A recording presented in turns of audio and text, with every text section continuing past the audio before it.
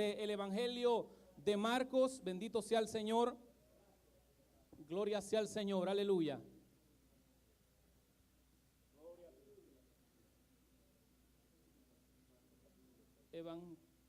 Capítulo 6 del Evangelio de Marcos.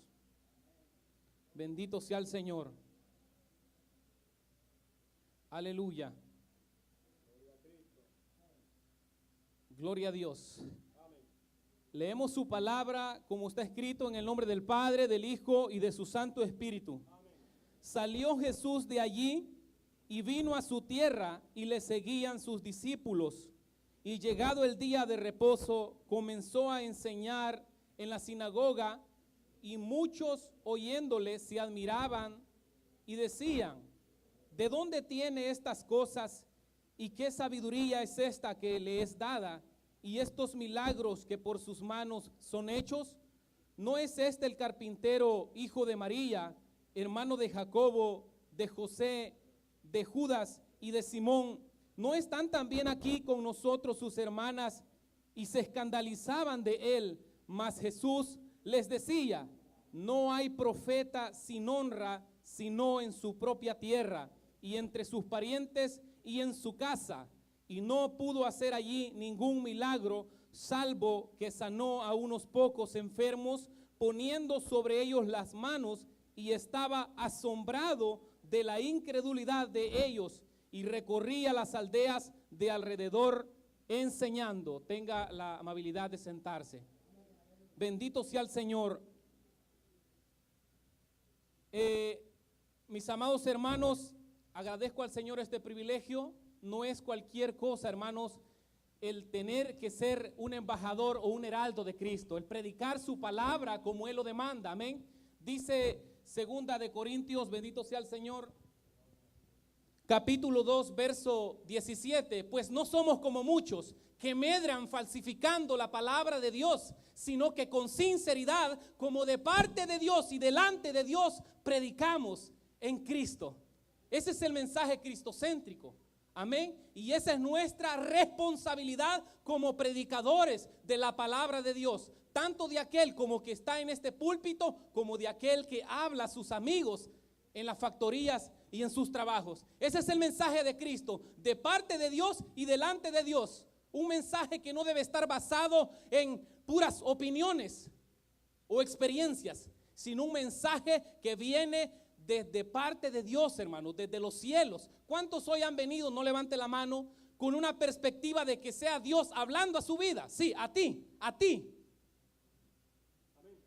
Todos hemos venido, hermanos, queriendo en esta tarde ser edificados a través de su palabra, no de nuestras opiniones, de su palabra. Amén. De manera que muchas veces lo hemos reiterado, cuando aquí se predica la palabra de Dios legítimamente, la palabra que Dios ha establecido, amén, hermanos, aquí en su palabra, esa palabra es predicada, pero la voz que se escucha no es la voz del pastor ni la voz del hermano Johnny, es la voz de Jesucristo hablando y ministrando en nuestros corazones por su palabra, en su nombre y para su gloria.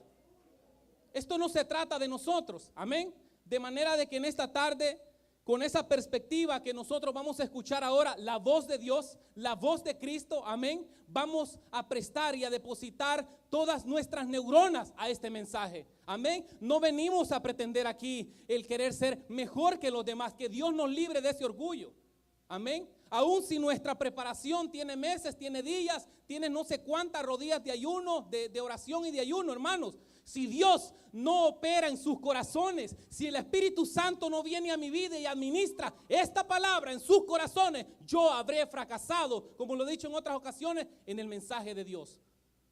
Es Dios quien habla en nuestras vidas. Amén. No hay que ser demasiado observadores, mis amados hermanos, para darnos cuenta que en este mundo existen las tragedias. Basta con abrir los periódicos, basta con prender la televisión y ver las noticias para terminar frustrados, hermanos. Asesinatos en series, niños que son metidos en una nevera y aparecen muertos, catástrofes naturales, si podríamos llamarle también así. Es increíble, hermano, las tragedias que suceden en día cuando vemos los periódicos.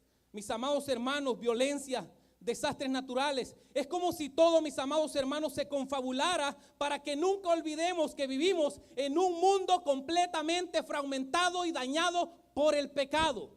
Dios al principio no creó un mundo así. Dios no creó al ser humano de esa forma. Dice que Él lo creó a su imagen y a su semejanza. Sin embargo, no todas las cosas, mis amados hermanos, trágicas que afectan a los seres humanos se convierten en noticia, porque muchas pasan desapercibidas. Amén. Y otras ni siquiera son consideradas como tragedias, como es el caso de lo que vamos a estar viendo en esta tarde. Muchas cosas son consideradas como tragedia, pero lo que en esta tarde Dios nos trae, hermanos, muchas veces no son consideradas como tragedia. Amén. Bendito sea el Señor. Mis amados hermanos, la incredulidad, que es de lo que vamos a estar hablando en esta tarde, es el tema. La incredulidad es una tragedia de enormes proporciones. Ahora, el mundo y la gente, y aún como cristianos a veces, no consideramos la tragedia, la incredulidad como una tragedia de enormes proporciones. Pero la incredulidad no conduce a Dios. La incredulidad conduce al mismísimo infierno. Amén. Bendito sea el Señor. De hecho, mis amados hermanos, sin embargo, hay mucha gente que considera la incredulidad, mis amados hermanos, como una clara manifestación de brillantez intelectual, ¿verdad? Aquello que nos hace incrédulos nos motiva a querer indagar, a querer inquirir, amén. Así mira la sociedad, la incredulidad como un medio de brillantez intelectual. De hecho, muchos han llegado a pensar que la incredulidad es un elemento indispensable para el desarrollo. Amados hermanos, el cristianismo, dicen ellos, esclaviza al hombre, mientras que la incredulidad nos libera. Esa es la cosmovisión que se mueve en el mundo. Lamentablemente están equivocados. Bendito sea el Señor, pero lo cierto es, mis amados hermanos, que nunca ha habido ni habrá ninguna guerra, ninguna hambruna, ningún desastre natural, bendito sea el Señor, que haya cobrado más víctimas ni haya causado tanta destrucción como la incredulidad. No son los terremotos, ni esos tsunamis que han arrastrado con un montón de gente, o aquellos niños a los cuales han asesinado en los vientres. No, la incredulidad es una tragedia de enormes proporciones. Y ya vamos a ver por qué. Bendito sea el Señor. La incredulidad lleva al hombre a separarse de Dios, que es la fuente de todo bien. A eso lleva la incredulidad, a eso nos conduce. Marcos nos dice en este evangelio que el Señor se marchó de allí, es decir, de Capernaum, bendito sea el Señor. Él llegó a su pueblo era Nazaret, el lugar donde Él se había criado. Recordemos que Jesús nació en Belén, pero su lugar donde Él se crió y donde vivió su infancia fue, bendito sea el Señor, Nazaret, bendito sea el Señor. Recordemos, mis amados, cómo el Señor en la ciudad de Capernaum había llevado a cabo 2 milagros extraordinarios. El Señor había sanado a una mujer del flujo de sangre que estaba padeciendo tras una larga enfermedad por 12 años, para ser más claro, bendito sea el Señor, y luego resucitó a la hija de Jairo, bendito sea el Señor. En ese tiempo Nazaret, mis amados hermanos, preste atención, era un poblado pequeño que no llegaba ni siquiera a las 500 personas, para que ustedes tengan una idea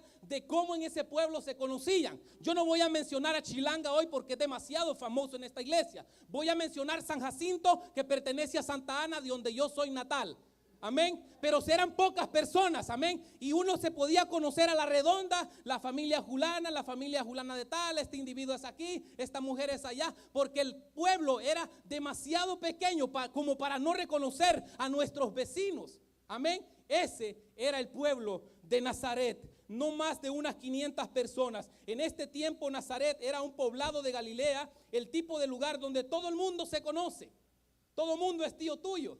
Todo el mundo es primo tuyo, amén. Métase con un Martínez y se mete con todo Chilanga usted.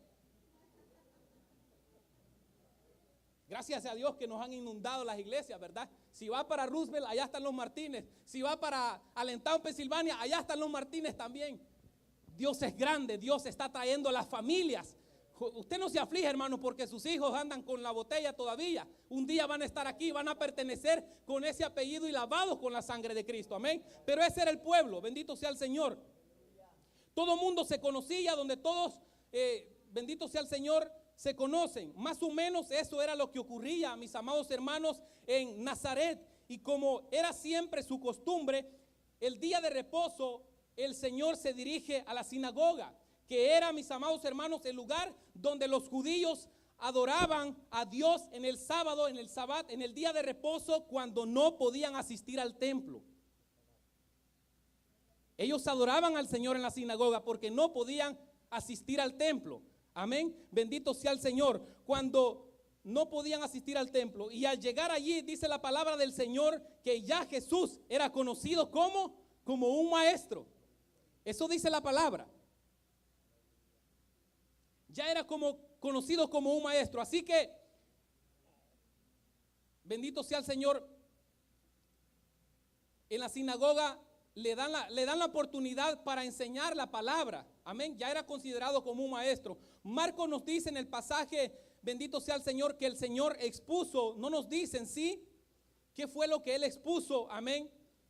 Ese día, tampoco cuál era el contenido de su mensaje. Pero podemos estar seguros de que el Señor aprovechó la oportunidad para hacer lo que siempre Él hacía, hermanos, y era predicar la palabra de Dios. Eso era lo que siempre Jesús hacía, amén. Y era demostrarles que todas las escrituras, esto es importante, que todas las escrituras, escuchen bien, predicadores en esta iglesia, apuntaban hacia Él.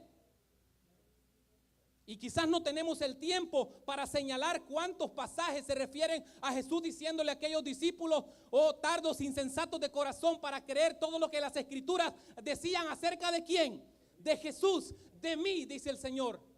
Él era el centro de toda la escritura, amén. De manera de que un mensaje predicado, hermanos amados, si no contiene a Cristo, se le llama otra cosa menos predicación del evangelio, porque Cristo está allí. Y comenzando desde Moisés, dice, ¿verdad? El mismo Jesús a esos caminantes de Maús, pasando por todas las escrituras, les declaraban acerca lo que él decía. Eso es lo que Jesús dice. Amén. En la defensa apologética de Esteban, él empieza también desde Moisés. ¿Hablando de quién? De Cristo. Cuando Pablo aconseja también a Timoteo que predique, el tema es Jesucristo. Y sin embargo le dice, predica la palabra del Señor, la palabra de Cristo. Pero aún no estaba escrito el Nuevo Testamento. Significa que el canon del Antiguo Testamento, allí también se encontraba Cristo. Porque todo lo que vimos en el Antiguo Testamento era una sombra, mis amados hermanos, de lo que había de venir. Cristo es el tabernáculo. Cristo es la escalera de Jacob. Cristo es la piedra de Obed que está brotando. Ese es Jesucristo al cual amamos y nosotros servimos. Amén. Acompáñenme al capítulo 4 de Lucas.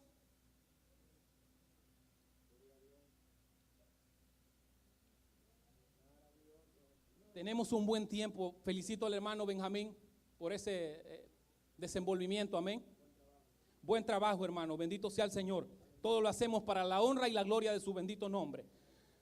Capítulo 4 de Lucas, amados hermanos. Allí se narra otro incidente similar que ocurrió precisamente en la sinagoga de Nazaret. Este pasaje de Lucas nos ayuda, mis amados hermanos, a comprender mejor qué es lo que está sucediendo en el pasaje de Marcos. Muchos han dicho de que este pasaje que vamos a leer a continuación es un pasaje paralelo al que nosotros ya vimos en Marcos. Personalmente quizás no estoy muy seguro, amén. Pero nos ayuda mucho, mis amados hermanos. Bendito sea el Señor. Vamos a leerlo. Bendito sea el Señor. Lucas capítulo 4, verso 16. Dice, vino a Nazaret donde se había criado. Recordemos que él nació en Belén, ¿verdad? Y en el día de reposo entró en la sinagoga conforme a su costumbre. Él no se quedaba en casa, hermano. Y se levantó a leer. Bendito sea el Señor. Y se le dio el libro del profeta Isaías. Y habiendo abierto el libro, halló el lugar donde estaba escrito: El Espíritu del Señor está sobre mí por cuanto me ha ungido para dar buenas nuevas a los pobres. Me ha enviado a sanar a los quebrantados de corazón, a pregonar libertad a los cautivos y vista a los ciegos, y a poner en libertad a los oprimidos, a predicar el año agradable o favorable del Señor. Y dice inmediatamente que enrollando el libro lo dio al ministro.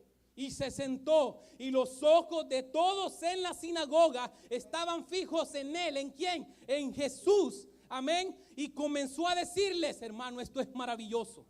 Si usted no tiene esa capacidad de asombro, pídale al Señor que se la devuelva. Amén. Dice de que él empezó a decir: hoy se ha cumplido esta escritura delante de vosotros. Era una profecía que en ese mismo instante se estaba cumpliendo. Hermano, esto es maravilloso, eso es glorioso. Nadie de los profetas, nadie, hermanos, de los que hoy en día predican ser apóstoles, hermanos, se levantó diciendo: hoy se ha cumplido esta escritura. Aquellos pobres, hermanos, que se han levantado diciendo que ellos son los Cristos, han terminado muertos. De hecho, hay unos que ni siquiera pudieron entrar a nuestros países humildes. Los querriaron, los borbandearon, aquellos cristianos humildes en nuestros países, y no los admitieron en esos lugares.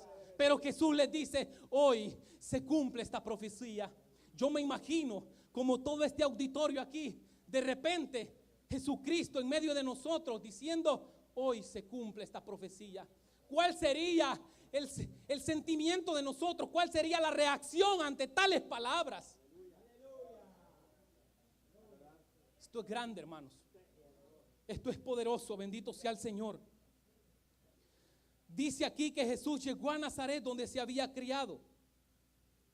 Recuerden, mis hermanos amados, algo bien importante, que cuando a él se le da, hermanos, no era un libro como este que le dieron, que a nosotros, un pergamino, exactamente. Él tuvo que desenrollar, hermanos amados, e intencionalmente ir hasta esa frase donde decía: hoy se ha cumplido esta profecía. Él no lo agarró hacia al azar, como nosotros decimos: donde caiga, Señor, allí predico. Me cayó y lo peor que cayó, hermanos, en Cantar de los Cantares. ¿Qué voy a decir de allí? No. Él fue precisamente, intencionalmente, a ese capítulo, bendito sea el Señor, y declaró: bendito sea el Señor. Y Jesús, de manera intencional, comenzó a abrirlo y le leyó: y el Espíritu del Señor está sobre mí. Un pasaje, hermanos amados, netamente mesiánico. Amén. No habla de otro. El personaje de ese pasaje es Jesucristo, no es nadie más. Bendito sea el Señor. Gloria sea al Señor. Él hace énfasis, bendito sea el Señor, en el verso 20. Dice: y enrollando el rollo y desenrollando el rollo, dice, no, enrollando el rollo, lo devolvió al instante, hermanos, y se sentó. Y dice que los ojos de todos en la sinagoga estaban fijos en él. Y comenzó a decirles: hoy se ha cumplido esta escritura delante de vosotros. De manera así, hermanos, Dios tuvo que hacer un milagro ahí, aunque nosotros no lo veamos, porque Él dice que se atravesó en medio de ellos. Y aunque ellos querían despeñarle, hermanos, y matarlo, no pudieron. Hubo un milagro allí, porque ¿quién, hermanos? Si yo quisiera salir corriendo por algo aquí, cualquiera me mete el pie. Amén. Pero Dios tuvo que hacer un milagro allí para que Jesús pasara desapercibido por medio de ellos. Eso no lo hace cualquiera. Amén, bendito sea el Señor. Dice Jesús: hoy se ha cumplido esta escritura delante de vosotros. Yo soy esa persona de la que habla Isaías. Yo soy el individuo que ha sido ungido con el Espíritu Santo de Dios. Y hermanos, decíamos, no tenemos el tiempo para ir a buscar todas esas referencias. Amén, bendito sea el Señor. Pero mis hermanos, siempre que Jesús predicaba, hacía exactamente lo mismo: demostrar que todo el Antiguo Testamento giraba en torno a Él. Por eso es que un escritor dice que Cristo predicaba a Cristo y a este crucificado. Amén, bendito sea el Señor. Gloria sea al Señor.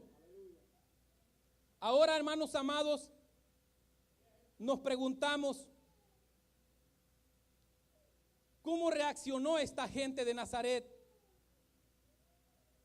ante la predicación de Jesús?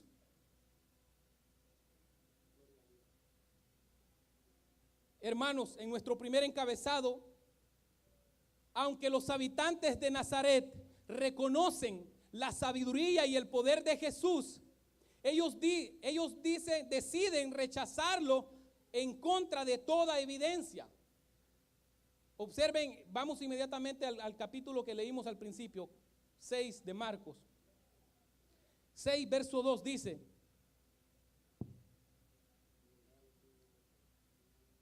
y llegado el día de reposo comenzó a enseñar en la sinagoga, y muchos oyéndole se admiraban y decían: ¿de dónde tiene estas cosas? ¿Y qué sabiduría es esta que le es dada? Y estos milagros que por sus manos son hechos.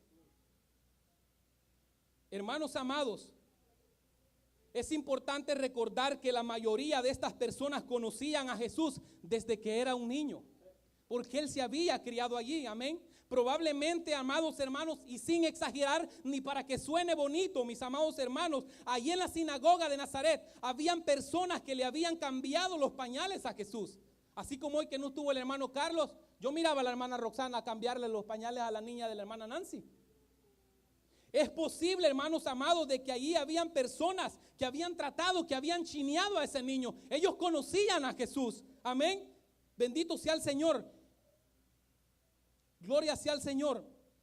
Habían personas que habían cargado a Jesús. Ellos sabían que Él no había estudiado, mis amados hermanos, teología bajo la tutela de ningún rabino. Ellos nunca le vieron hacer ningún milagro durante los primeros 30 años que vivió en Nazaret, antes de comenzar su ministerio público. Bendito sea el Señor. Pero resulta que ahora, mis amados, le escuchan predicar a Él precisamente la palabra. Y Marcos nos dice, hermanos amados, que entran en un estado de asombro. Y la palabra que se traduce allí es un estado de shock.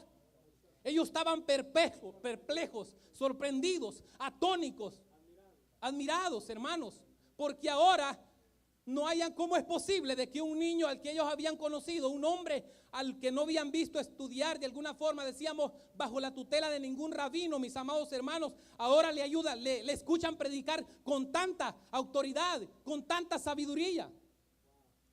Esto es grande, hermanos amados. Ellos estaban boquiabiertos, bendito sea el Señor. Pero aquí sucede lo importante, hermanos, y es lo que nosotros queremos enfatizar. En vez de postrarse delante de Él y aceptarle como Señor, la gente de Nazaret reacciona como una mezcla de sorpresa y de incredulidad. Ellos no pueden negar la evidencia, pero al mismo tiempo se resisten a aceptar que ese Jesús al que ellos habían visto durante toda su vida, ese Jesús, hijo de María, el carpintero, ese era el Mesías que había sido anunciado por los profetas del Antiguo Testamento. En otras palabras, mis amados hermanos, Jesús no encajaba con las ideas preconcebidas que ellos tenían. Eso sucede hoy en día. Yo no creo que mi Diosito sea así, sí. Ese Diosito que tú tienes tal vez no, pero la Biblia establece qué clase de Dios, cuáles son sus atributos. Yo no creo que Dios vaya a mandar a su creación al infierno. Sí, ese Dios que tú tienes, querido amigo, y algún descarriado que nos esté escuchando, sí va a mandar a la gente desobediente al infierno. Ese es el camino de ellos, lamentablemente, hermanos y amigos, sin ser ofensivos. Esa es una cruda realidad, pero es una verdad. Amén. Bendito sea el Señor. Y aunque no podían explicar, amados hermanos, cómo es que ahora enseña con tanta, miren, las evidencias estaban allí. No las aceptaban, y aunque no podían, hermanos, explicar cómo es que ahora enseña con tanta sabiduría, no podían saber cómo es que hacía esos milagros con sus manos. Él vivió aquí, decían ellos, amén, en Nazaret, como cualquiera de nosotros. Alguien dijo, la familiaridad produce desprecio. Y eso, hermanos, lo vemos con frecuencia. Hay personas que han sido verdaderamente artistas, hermanos. Y cuando hablo de artistas, no únicamente se refiere a la gente mundana que canta. Amén. Pero hay, por ejemplificar algo, hay músicos que murieron en la ruina total y fueron contemplados muchos años más tarde, cuando ellos ya no existían. Hay gente que fueron grandes pintores, artistas tremendos, que por sus obras en ese instante no daban ni un centavo. ahora valen millones, pero en su tiempo no los valoraron. Qué bonito toca el hermano Freddy. Ahora tocaba, dicen, porque como ya no está, cuando estaba aquí, en los ayunos, en los cultos, sin ocupar corta uña, ¿verdad? Afilándose las uñas en la guitarra, toda una vigilia, hermanos, no era importante. Y no quiero que vayan a pensar, el hermano Johnny se está promoviendo. No, hermanos. La familiaridad, como alguien ya dijo, produce desprecio. Y eso fue lo que sucedió en la aldea de Nazaret. Ellos conocían demasiado a Jesús como para ahora creer que ahora Él diga y se pare: yo soy aquel de quien hablan todas las escrituras. Hay personas que son apreciadas hasta que ya están muertas. Eso fue lo que ocurrió. Mire, en un ejemplo secular, Álvaro Torres, muchos escuchamos esa música antes. Él no cantaba reggaetón, le cantaba el amor, ¿verdad? Yo creo que se hizo cristiano. Sin embargo, El Salvador no lo promovió, no lo aceptó. Fueron otros países quienes lo acogieron, pero El Salvador no quiso. Eso sucede muchas veces, hermano. En nuestra casa no valoramos lo que tenemos. Verso 3, miren las palabras de desprecio, mis amados hermanos. Dice el verso 3: ¿no es este el carpintero, hijo de María, hermano de Jacobo, de José, de Judas y de Simón? Inmediatamente nosotros, mis amados hermanos, nos imaginamos a un individuo, ¿verdad? Quizás con un cepillo, con un formón, ¿verdad? Con un serrucho, con clavos, embarnizando mesas,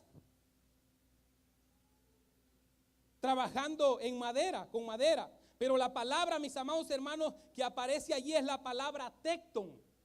Esto no es una clase de griego, hermanos, pero es necesario analizar estos detalles.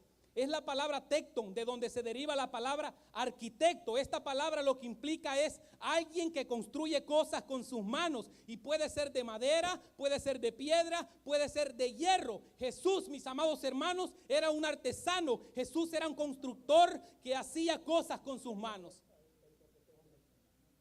Aunque era el Rey de Reyes y Señor de Señores, el Hijo del Dios viviente, la segunda persona de la Trinidad, aquel que dio su vida en el Calvario por nosotros, amados hermanos, Él también en su humanidad era un carpintero, era un artesano. Amén. Bendito sea el Señor.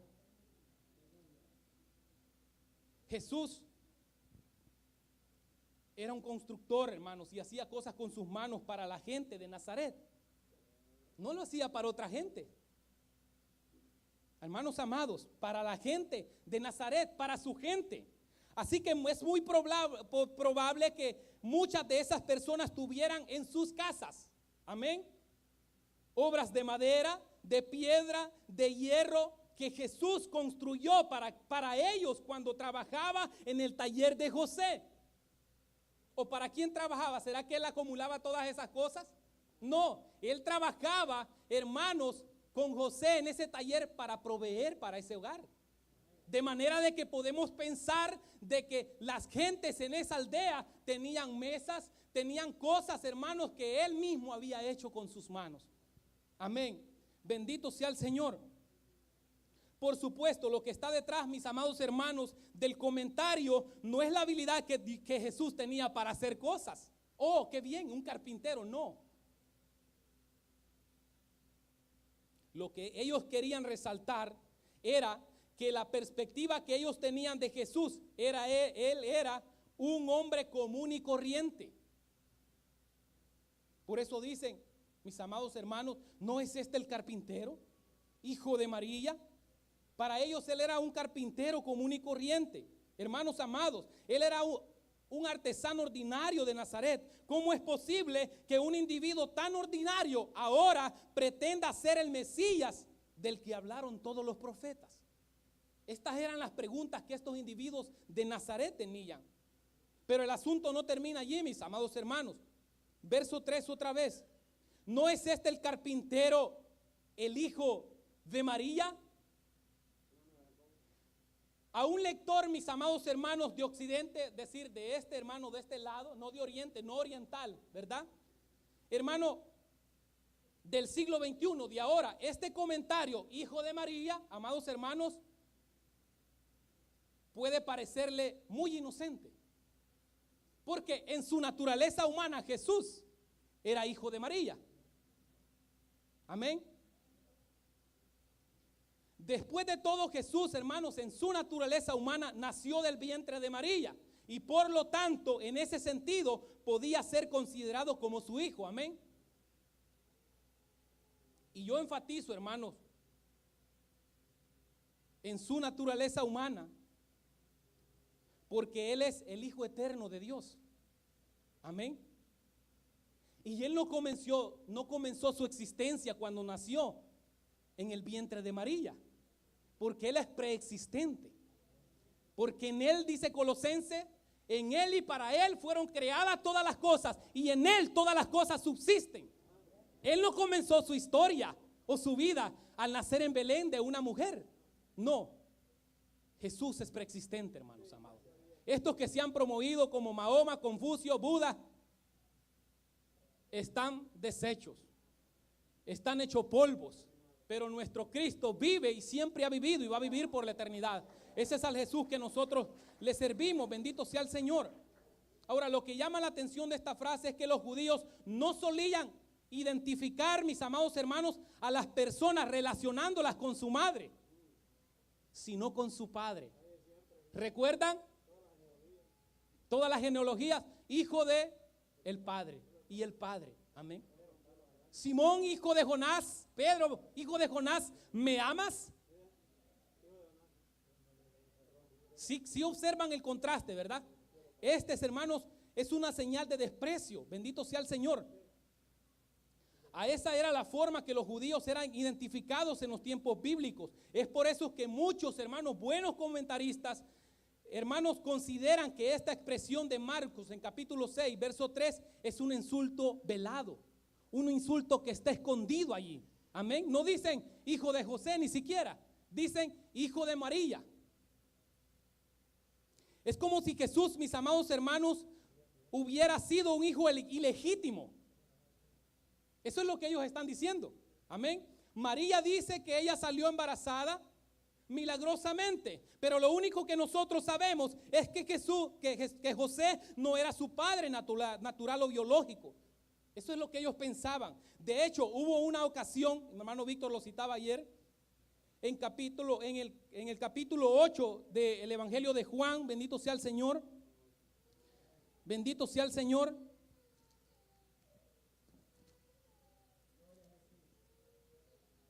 Gloria a Dios. 8:41.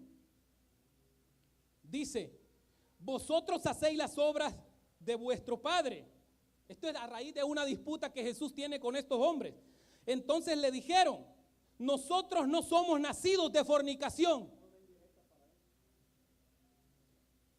Un padre tenemos que es Dios, están diciendo ellos. ¿Sí se fijan? O sea, hermanos, ellos están diciendo de que Jesús era un hijo ilegítimo. María dice que salió embarazada. Amén, es un insulto. Algunos judíos, hermanos, se sintieron ofendidos y por eso Jesús trae a colación, mis amados hermanos, decirles a ellos esas palabras. Y ellos le responden a Jesús: nosotros no somos hijos de fornicación. Bendito sea el Señor. Como implicando y diciendo: revisa tú tu linaje. Revisa tu origen y quién fue tu papá. Porque nosotros no somos hijos de fornicación. Ese es el mensaje que ellos le están dando a Jesús. Así que, hermanos, esta gente veía a Jesús como un hombre común y corriente, como un hombre ordinario, y posiblemente lo veían, y aunque esto suene fuerte, como un bastardo.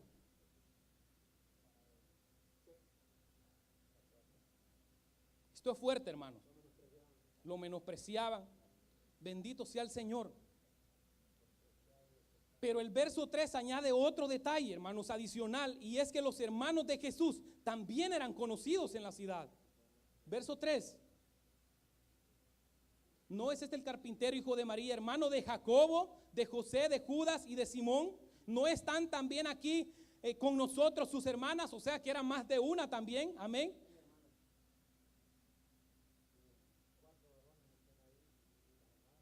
si se dan cuenta, ¿verdad? Hay una Biblia, por supuesto en la católica dice primos. Usted va a buscar en la Vulgata Latina o en la Guadalupana, allí dice primos, ¿verdad? Pero la verdad es que Jesús tuvo hermanos, tuvo hermanas, amén. Tuvo hermanos y hermanas, bendito sea el Señor.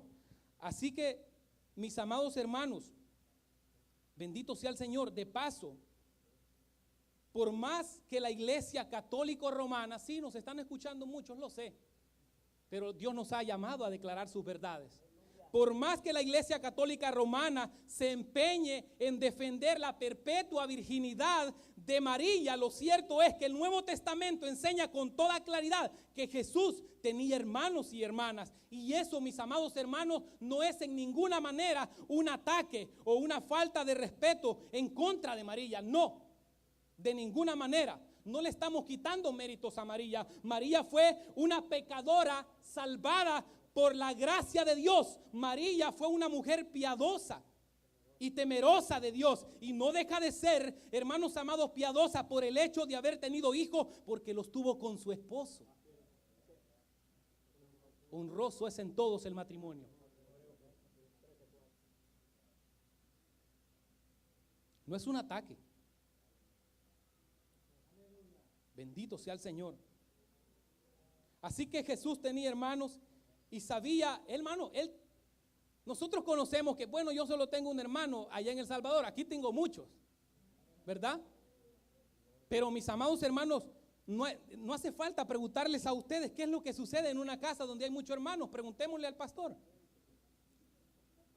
A veces uno quiere ir al baño, amén, y está el baño ocupado. Otro quiere ir, por ejemplo, a tomar una siesta, a descansar, y la cama está ocupada. Bueno, por lo menos en los países de nosotros, ¿verdad? Yo tuve una cama que yo la había hecho con 4 horcones de un palo que se llama de pito, y la cama al final quedó así porque los pitos empezaron a crecer. Sí, en esa pobreza me crecí yo. Por eso alabo a Dios donde ahora me tiene. Amén. Ahora solo de esas Sleeping Beauty queremos comprar, ¿verdad? O de esas Indufón.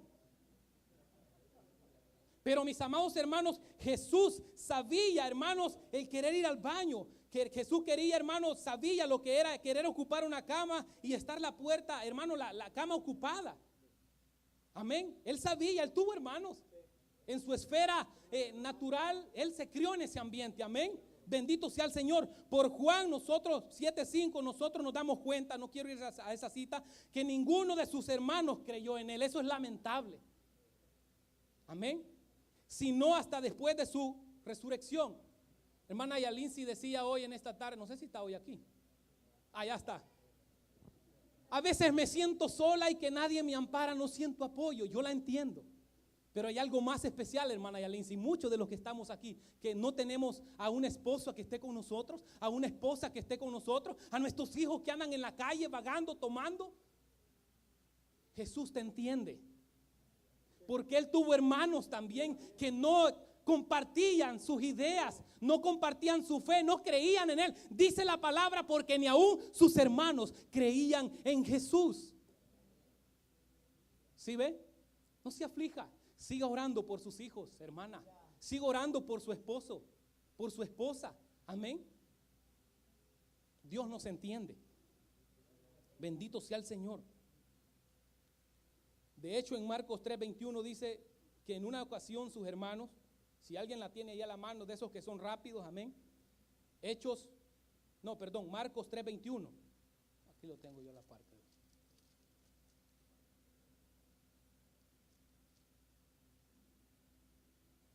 3:20, digamos, dice, y se agolpó de nuevo la gente, de modo que ellos ni aún podían comer pan. Cuando le oyeron los suyos de su familia, amén, cuando le oyeron los suyos, vinieron para prenderle porque decían, está fuera de sí. ¿Quiénes? Su misma familia, sus mismos parientes. Ellos creían, mis amados hermanos, que Jesús se había vuelto loco. Eso es lo que nos da a entender. Dice, hermanos amados, de que decían ellos que Él estaba fuera de sí. Todos entendemos esa frase. Amén. Bendito sea el Señor. Fueron con María a buscarlo, hermanos, a la casa donde Él estaba predicando. Y ellos creían, hermanos, que él se había vuelto loco. Así que, mis hermanos, Jesús era demasiado conocido en Nazaret para que lo tomaran en serio. Era demasiado conocido. Ahora, yo quiero proponerles, mis amados hermanos, en esta tarde, que esa misma familiaridad agravaba el pecado de esta gente en vez de excusarlo. Lo agravaba. Como en nosotros, hermanos. El hecho de conocer de su palabra, hermanos, agrava más el asunto. Porque de esa misma palabra nosotros vamos a tener que dar cuenta. ¿Quién de nosotros, querido amigo que nos escucha, hoy es difícil que un amigo se muera y nunca le hayan hablado del evangelio? Es difícil. Amén. Ahora tratemos, mis amados hermanos, de imaginarlo la escena. Jesús en Nazaret. Mis hermanos, estas personas llegaron a conocer, bendito sea el Señor, a Jesús en todas las etapas de su vida. Amén. En el caso particular de sus hermanos, ellos compartieron íntimamente con él. Y en muchas situaciones distintas, ellos tenían que haberse dado cuenta, mis amados hermanos, que Jesús era diferente. Recuerden que Jesús es Dios hecho hombre, y como hombre, Él era todo semejante a vosotros, excepto por el pecado. Como hombre, Él fue como nosotros, pero sin pecado, como lo declara su escritura. Bendito sea el Señor. Gloria sea al Señor. Él no tenía pecado. Él era sin pecado. Jesús nunca dijo una mentira a lo largo de su vida, aunque no lo crean, puesto que dice que nunca hubo pecado. Amén. Él nunca dijo una mentira como la que nosotros disfrazamos, ¿verdad? Bueno, yo las disfrazo, hermano. Al menos de aquí para acá sé que soy mentiroso. ¿O no dice la Biblia, sea Dios veraz y todo hombre? De aquí para acá yo sé mis luchas. Todo predicador que se para aquí, no que es un perfecto, hermano. No espere obtener la perfección para predicar o hablarle a los amigos. Eso nunca lo va a lograr de este lado de la eternidad. En su gracia Dios nos permite predicar.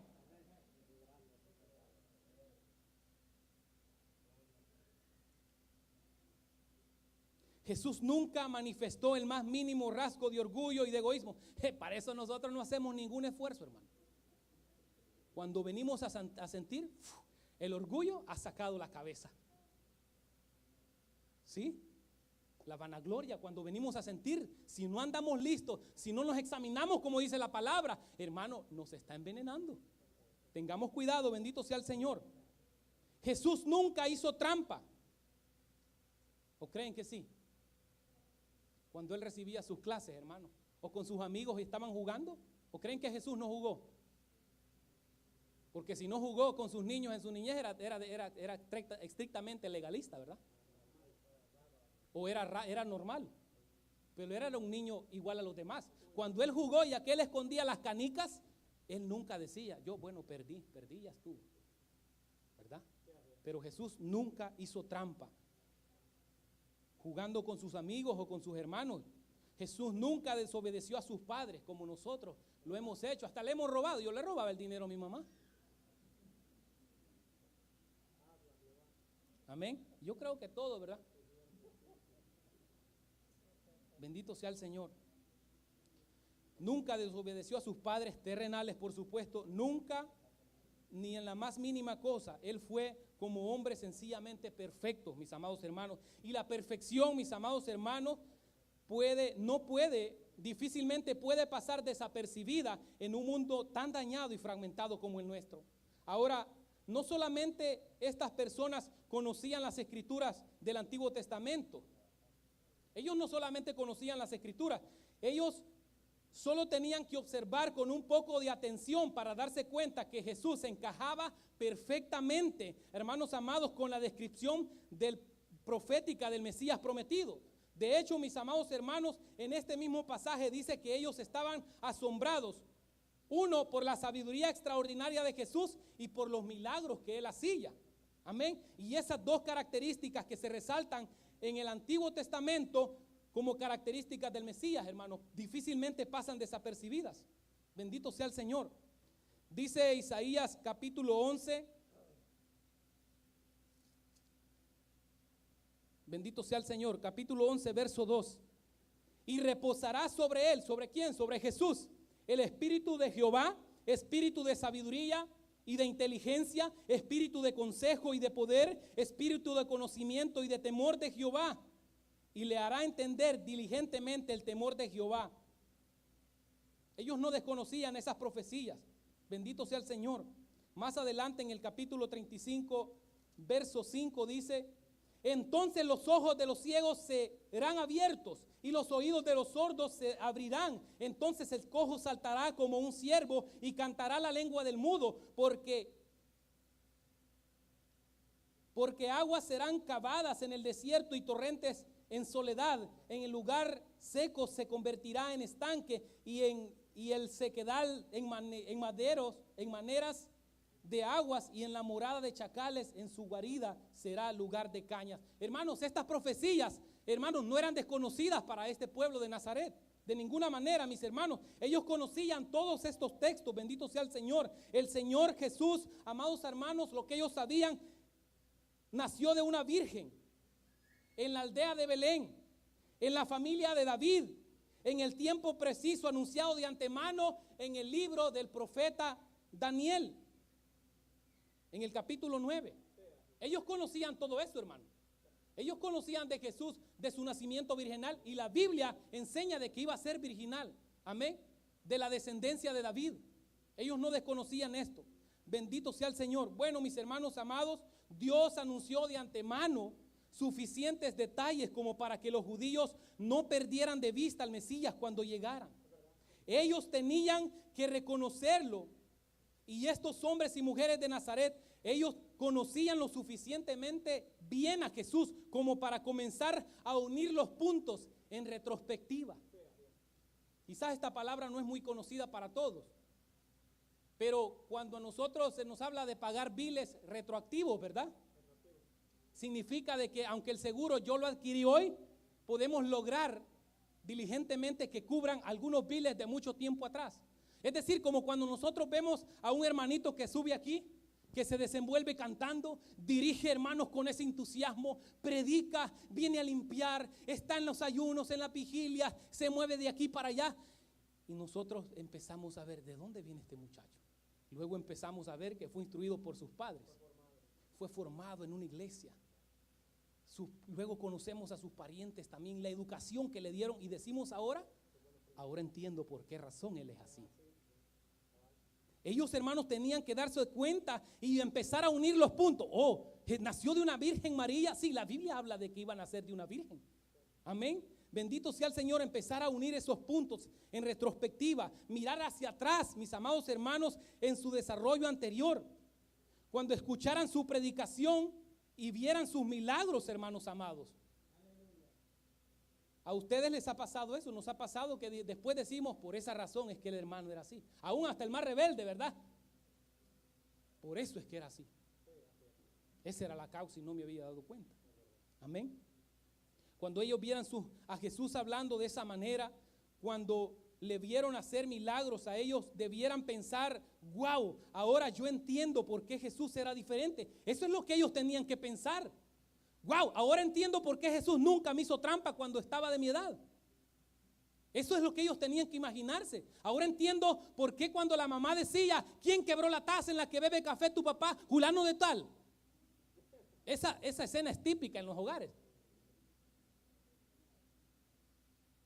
¿Quién dejó los trastes sucios? Juancho. Y no se hace cargo. Estos hombres tenían que dedicarse a pensar, hermano, y decir, ahora entiendo por qué Jesús era diferente a los demás. Ahora yo entiendo por qué Jesús actuaba, hablaba y se comportaba de esa manera. Amén. Espero no se estén durmiendo en esta tarde, hermanos, hermanos. Bendito sea el Señor. Pero en vez de hacer eso, mis amados hermanos, estos hombres decidieron ir en contra de toda evidencia, porque estaban determinados a no creer en Él. Esa es la gran tragedia de la incredulidad, mis amados hermanos. Las evidencias están allí, pero el incrédulo ha decidido pasarlas por alto. ¿Qué dice Romanos? Cuando Pablo habla del evangelio, dice, ¿por qué necesitamos el evangelio? Porque es poder de Dios. Pero luego declara, de modo, dice él, que no tienen excusa, porque aún la misma naturaleza, observamos las estrellas, las galaxias, las cosas más diminutas aquí en esta tierra y nos damos cuenta de que hay un creador. Hay un creador existente, pero el hombre ha, hermano, rehusado creer en él. Bendito sea el Señor. De hecho, esa es la acusación que Pablo hace en Romanos. Bendito sea el Señor y declara a los romanos. Pablo dice, ¿por qué necesitamos el evangelio? Porque es poder de Dios. La tesis de Pablo, es decir, la defensa de Pablo en ese pasaje de Romanos es que Dios ha dado al hombre suficiente evidencia acerca de sí mismo, acerca de Dios. Amén. Y le ha dado capacidad para poder interpretar adecuadamente. Nosotros no somos animales como muchos dicen. No venimos del hermano de los animales. Nosotros no somos evolucionistas. Amén. Mucho menos creemos en la teoría de Carlos Darwin. No. Dios creó todas sus cosas en su estado natural. Él hizo la cebra con sus rayas y con todo, hermano. Los peces nunca salieron del agua para luego convertirse en chucho o perro, ¿verdad? Más. Amén.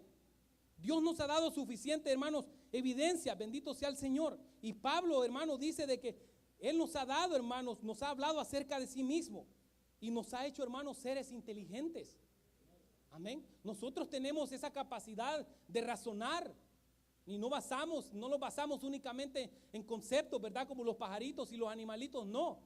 Dios nos ha hecho inteligentes, hermanos. Bendito sea el Señor. Pero la verdad es, mis amados hermanos, de que aún, hermanos, la evidencia está allí, pero el hombre en su pecado ha decidido resistir con injusticia la verdad. Hay una verdad que el hombre y el mundo está resistiendo. La Biblia dice de que ellos resisten la verdad, la injusticia, ¿verdad? A la verdad con injusticia. Amén. Bendito sea el Señor. De manera, mis hermanos, que no es por falta de información. ¿O creen que sí, que el mundo se va a perder por falta de información? No. Aquí tenemos la información, hermanos. Aquí está Cristo revelado. Aquí está la salvación revelada. Bendito sea el Señor. No es por falta de información que los hombres no creen. No es porque los argumentos no sean convincentes. Es porque el hombre incrédulo se resiste a ser convencido por las evidencias. No se trata de un problema, mis amados hermanos, intelectual. Se trata de un problema moral, de un problema espiritual. Es una rebeldía que nuestras amistades tienen en contra de Dios. Esto no se trata, querido amigo que nos escuchas, que yo conozco a Jesús. Mentiras, tú no lo conoces. Sí, yo sé que es el Hijo de Dios. Sí, yo sé que es el Señor. Sí, es el Señor de los creyentes que le aman y han venido a Él, querido amigo, en fe y arrepentimiento. Pero de aquellos que únicamente confiesan Señor, van a aparecer en aquel grupo que habla Mateo 7. Muchos me dirán Señor, Señor. Porque la pregunta no es si Jesús es el Señor. Dice que Él es el Señor y que toda rodilla se doblará. Amén.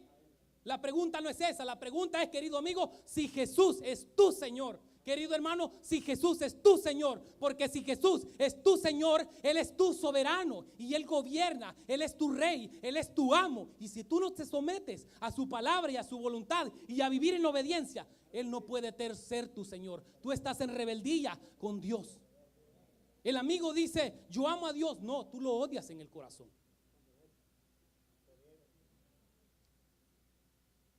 Esa es la tragedia de la incredulidad. Estos hombres y mujeres en Nazaret se encontraron frente, amados hermanos, esto es grande. Hermanos, se encontraron frente a frente con el hombre más extraordinario, con el hombre más, hermanos, amado, y aún así no lo pudieron contemplar.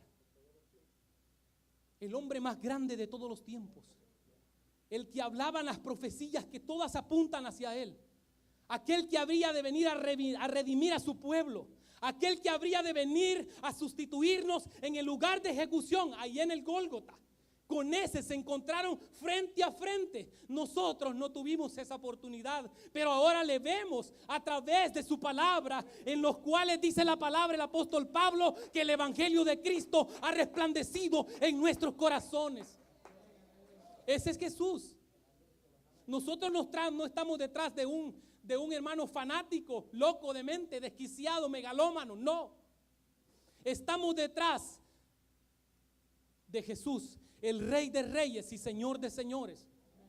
¿Puede haber otra cosa más importante que esa, que darle gloria, que darle honra, que venir, querido amigo, rendido a sus pies? Pero la incredulidad es tan terrible que aún en el libro de Apocalipsis aparece un grupo que ni siquiera en ese día van a doblar sus rodillas ni lo van a confesar.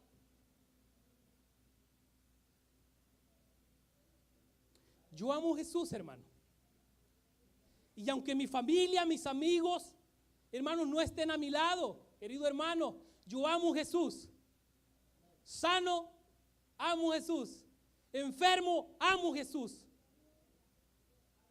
Y lo que Él decida hacer con nuestras vidas, lo aceptamos. Nada nos ha de acontecer a nosotros, queridos hermanos, no estemos amedrentados. Nada nos ha de acontecer a nosotros sin que antes no pase por la supervisión de vida de nuestro Dios Todopoderoso. Estás quebrado de la espalda, dale gloria a Dios, porque aunque sea en cama, dale gloria a Dios. Amén. Él nos hizo y no nosotros a nosotros mismos. ¿Cómo tú le vas a decir al alfarero, por qué me hiciste así? ¿Por qué tengo este problema? No. Démosle la gloria a Dios, bendito sea el Señor. Mis amados hermanos, vamos a llegar hasta aquí. Espero que nuestros hermanos líderes me den la oportunidad de